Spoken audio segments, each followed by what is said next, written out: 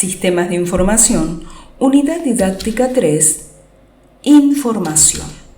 Tradicionalmente, definimos a la información como el resultado de haber sometido a una serie de datos a un proceso apropiado. Pero, avanzando hacia un concepto más amplio y enriquecedor, podemos concebir a la información como parte de un proceso jerárquico que va desde los datos a la sabiduría, pasando por la información y el conocimiento. Antes de continuar, debemos considerar que, vulgarmente, los conceptos antes mencionados son utilizados indistintamente como si se tratara de lo mismo. Pero para lograr un principio de diferenciación podemos decir que los datos se encuentran en el mundo y el conocimiento se encuentra en agentes de cualquier tipo, mientras que la información adopta una función intermedia entre ambos. En el sentido amplio, un agente podría tratarse de un ser humano, un animal, una máquina o una organización compuesta, a su vez, por otros agentes. Entonces, analicemos ahora cada uno de estos elementos de esta estructura. Remitiéndonos al nivel más elemental de la cuestión, encontramos a los entes y se trata de cualquier cosa, tangible o no, de la que podamos emitir alguna opinión basada en nuestra observación.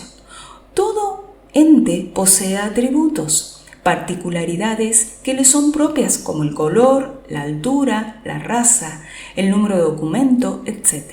También podemos referirnos en este mismo sentido a hechos, a transacciones, a cualquier otro tipo de y en base a esto podemos decir que los datos son representaciones de hechos o de conceptos presentadas de una manera formalizada para su procesamiento por parte de seres humanos o de medios automatizados. Los datos constituyen el material en bruto y son los ingredientes para lograr información. Estos se recolectan, se clasifican, se interpretan para su proceso por un ente gestor. Todas las organizaciones administran datos y algunos son más dependientes que otros de los mismos, como los bancos y los organismos del Estado, que almacenan grandes volúmenes.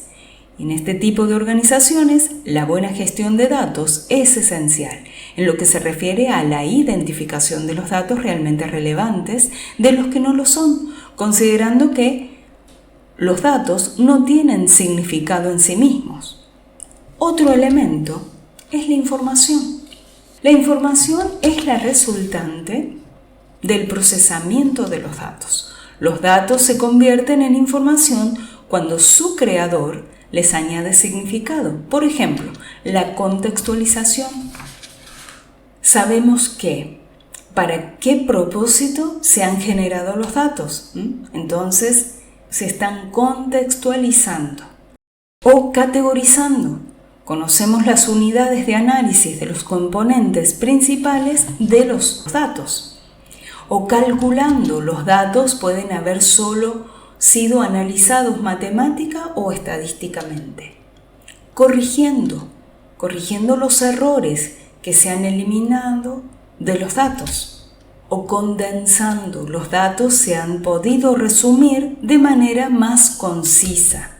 O seleccionando, se han extraído un conjunto determinado de datos. U ordenando, los datos se han presentado siguiendo un orden alfabético, agrupado, etc. Entonces se puede concebir a la información como un mensaje entre un emisor y un receptor, que puede tener la capacidad de impactar en el receptor de manera que logra cambiar su percepción de las cosas, pero es el receptor el que decide si el mensaje que ha recibido es información o simplemente ruido. Cuando la ignorancia o incertidumbre acerca del estado de un asunto se reduce por el resultado de un acto tal como una observación, lectura, recepción de un mensaje, etc., dicho acto puede considerarse como una fuente de información perteneciente al asunto sometido o a consideración. Entonces, la cantidad de información obtenida puede medirse por la diferencia en la incertidumbre existentes antes y después del acto. Téngase en cuenta que también se considera información a una entrada que aumente la incertidumbre. Entonces, de todos los aspectos en que la información es y fue estudiada, nos interesa la calidad de la misma. Denominamos calidad de la información al conjunto de cualidades que, además de disminuir la incertidumbre, ayudan al receptor a tomar la decisión más acertada, relevante para el propósito de la decisión o el problema considerado, que sea suficiente, precisa, es decir, exacta con la realidad, que sea suficientemente completa para el problema a resolver, que su comunicación a tiempo asegurará su utilidad, que debe llegar al nivel de detalle más apropiado y que debe ser comprensible para el receptor. El paso de datos e información representa el paso de lo puramente sensorial a lo conceptual, es la destilación de los datos.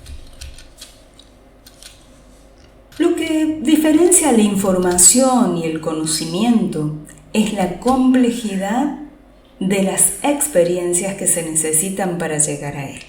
Para que un alumno llegue al conocimiento de una cierta materia, se ha de exponer al mismo conjunto de datos de diferentes maneras, con diferentes perspectivas, y ha de elaborar su propia experiencia del mismo. Por ello, la educación es tan notoriamente difícil porque el conocimiento no se puede transferir de una persona a otra, se la construye cada uno. El conocimiento es una mezcla de valores, es una mezcla de experiencias, de información y saber hacer, que sirve como marco para la incorporación de nuevas experiencias e información y es útil para la acción.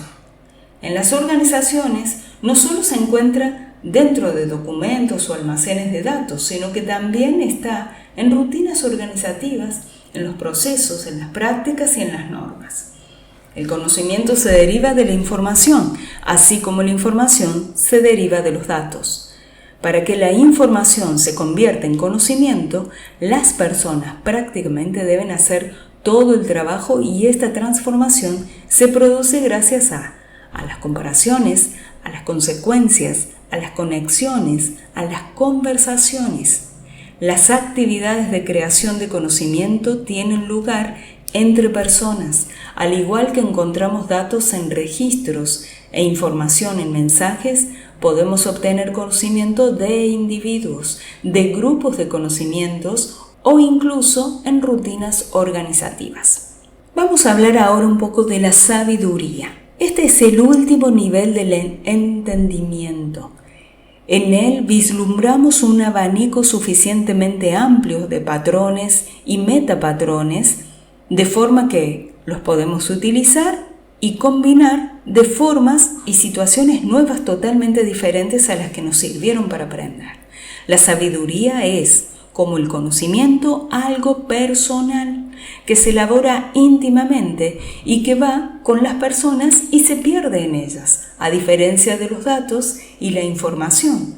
Por ello, su transmisión directa es casi imposible.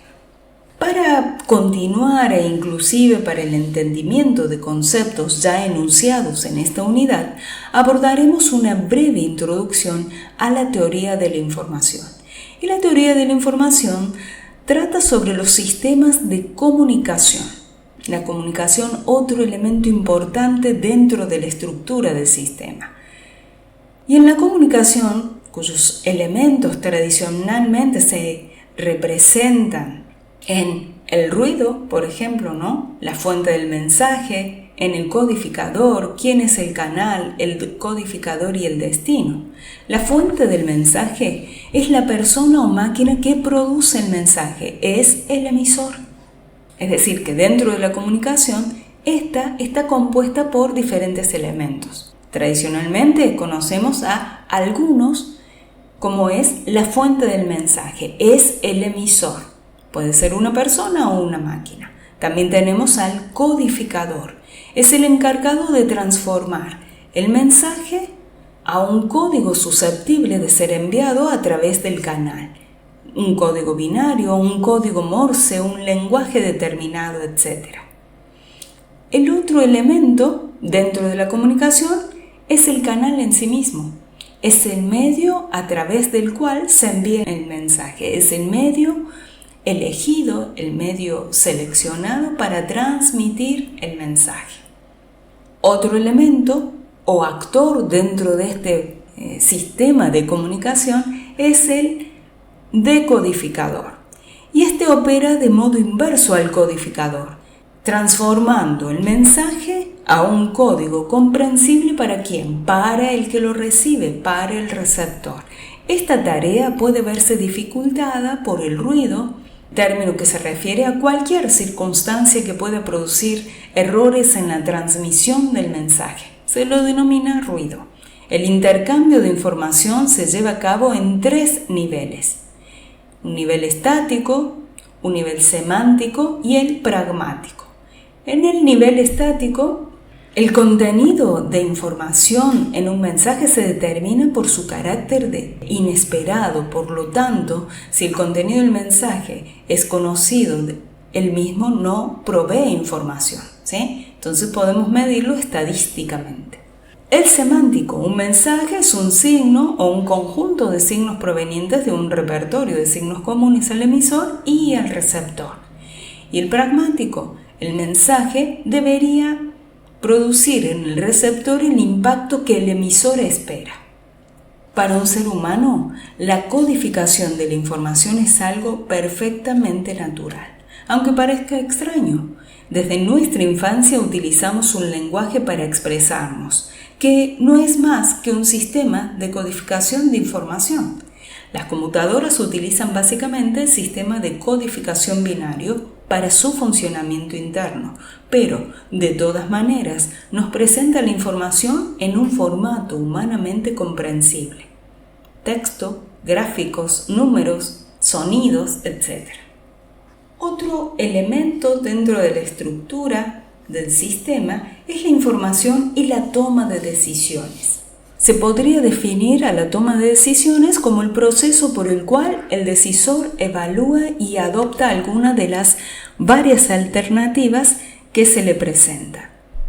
Y esta acción no se lleva a cabo caprichosamente. Para que alguien de una organización elija algún curso de acción, siempre deberá tener en cuenta las consecuencias que ello acarreará a la misma. Por eso tratará de rodearse de la mejor información que pueda conseguir para anticipar esas consecuencias. Es de gran importancia tener los recursos necesarios para poder acceder y generar información de calidad constantemente para apoyar la toma de decisiones de tipo periódico. La reposición de stock, por ejemplo, y también las que tratan sobre situaciones atípicas en las que se ve involucrada la organización, por ejemplo, compra de acciones.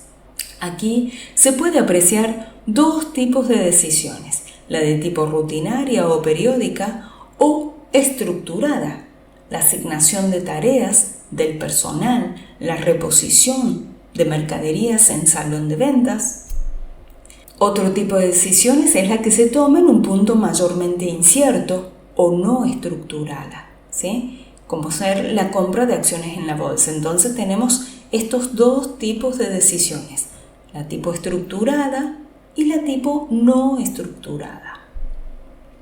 Dentro de las fases en el proceso de toma de decisiones, el modelo propuesto por Simon reconoce 3 fases principales. Uno es la de investigación, de inteligencia, la de diseño y la de elección.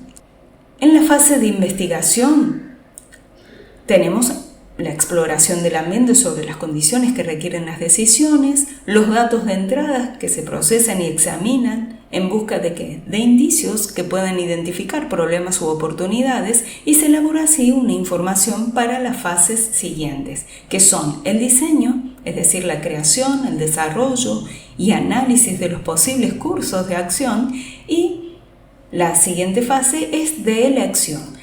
Es la fase en donde se selecciona una alternativa o curso de acción entre aquellas que resultan las más viables.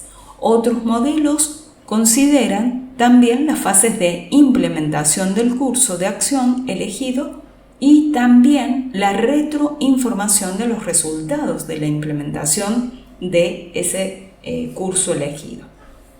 Y tenemos los modelos de comportamientos del decisor, que se consideran en la existencia de dos modelos principales. Uno es la economía clásica y otro es el modelo administrativo. En la economía clásica es un modelo normativo que describe la forma en que una persona debería tomar decisiones. Sus supuestos son la toma de decisiones bajo certezas. Otro es el resultado de la decisión, que debe producir beneficios y utilidad. Y otro supuesto para tomar decisiones es el que el decisor es sensible a los resultados de esa decisión. Esto es en la economía clásica, pero dentro del modelo administrativo, este es un modelo descriptivo que considera la toma de decisiones en un modelo complejo y parcialmente desconocido, y en este modelo el decisor no conoce todas las alternativas ni los consiguientes resultados o consecuencias. En la exploración que realiza, descubre solamente algunas alternativas satisfactorias y toma una decisión que satisfaga su nivel de aspiraciones. Dentro de lo que es el elemento valor de información, los activos más valiosos de una empresa ya no son los tangibles ni los depósitos en los bancos, sino los conocimientos, las habilidades, los valores y actitudes de las personas que forman parte de la empresa. De hecho, para generar riqueza es suficiente tener conocimiento sobre un tema determinado y explotarlo de la mejor manera posible. Los factores de la producción, como capital, tierra y trabajo, han sido sustituidos por el capital intelectual, que comprende todos aquellos conocimientos tácticos o explícitos que generan valor económico para la empresa. Prácticamente nadie cuestiona el hecho de que vivimos en la era de la información y que la misma tiene un valor económico concreto, como se evidencia por el hecho de que existen empresas cuyo único negocio gira en torno a la venta de información. En marketing, el conocimiento es el único camino posible para mantener ventajas competitivas. Es más, en la actualidad, la información y el conocimiento son considerados como el capital intelectual que soporta la riqueza de la organización. Y para acercarnos al valor concreto de la información, podemos hacer dos abordajes. Uno es que todas las empresas tienen un modelo del mundo de negocios basados en la información que poseen, por ejemplo, que influencia la compra y la demanda, en dónde hay oportunidades de negocios, qué es lo que mueve la calidad del producto y la demanda de los clientes, etc. A medida que esta información se vuelva más exacta, la capacidad de la empresa para competir se incrementa. Entonces, vista así, la información es claramente un activo de la empresa que genera valor y su inexistencia genera desvalor, o sea, pérdidas en caso de que existiera información y ésta desapareciera, o bien no habría ganancias en caso de que no existiera, ¿no? Y otro abordaje es que otra forma de entender a la información como dinero es mediante su transformación en conocimiento tácito o explícito. Ante la presencia de eventos nuevos, las organizaciones que aprenden trasladan las experiencias recogidas a sistemas e individuos que enriquecen su negocio. El conocimiento tácito es aquel que tienen las personas producto de la experiencia, los estudios y la educación. Los conocimientos explícitos son los que se almacenan en medios magnéticos, pero en el momento que una persona decide cambiar de empleo se lleva consigo información, conocimientos y está vendiendo su fuerza intelectual por un mayor precio al campo laboral, y nos indica que la fuerza del trabajo intelectual aumenta su costo con dos factores básicos que generan conocimiento: la experiencia y la educación. Por su parte, si un sistema que posee información eventualmente desapareciera o fallara, generará pérdidas a la empresa, incluso por cada minuto que está detenido. Entonces, si la información es un activo, nos preguntamos sobre la manera de asignarle un valor en dinero. Existiendo un mercado libre, lo primero que se nos ocurre es decir que su valor es lo que se pague por ella en el mercado. Y este recurso simple de cálculo, sin embargo, resultará inútil cuando tratemos piezas de información que son utilizadas únicamente en procesos internos de toma de decisiones. La importancia de una buena información puede ser vista como la diferencia en valor entre una decisión correcta y otra equivocada, en donde esa decisión esté basada en esa información. Mientras más grande sea esa diferencia, mayor será la importancia de contar con información de calidad. Y la información circula en las organizaciones por medio de dos tipos de redes: las formales y las informales. Las formales tienen una estructura visible y definida, cables, direcciones de emails, y proporcionan mensajes a través de internet, de red local y entrega de paquetes, y funciona sobre la estructura formal de la organización y su contenido, que trata sobre asuntos enteramente relacionados a las actividades propias de la empresa, ¿sí? Estas son las relaciones que funcionan sobre el organigrama. Pero el otro tipo de información circula en informales, ¿sí? Son tipos de redes informales y tiene una estructura invisible que funciona sobre una subestructura informal de la organización, y su contenido es diverso, aunque relacionado a asuntos propios de la empresa, como son las redes de intereses y de amistades, por ejemplo.